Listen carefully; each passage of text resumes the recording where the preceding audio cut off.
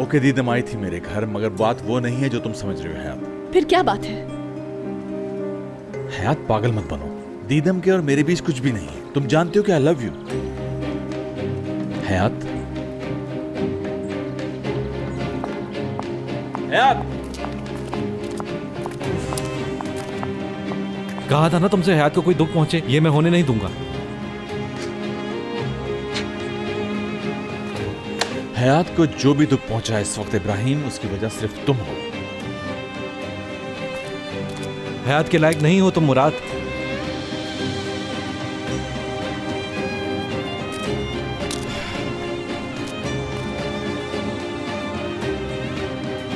हयात से दूर रहो इब्राहिम, हर लिहाज से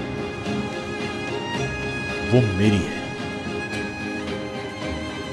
और हाँ, बाय द वे, अगली बार ऐसा हुआ तो तुम मेरे हाथ से बचोगे नहीं।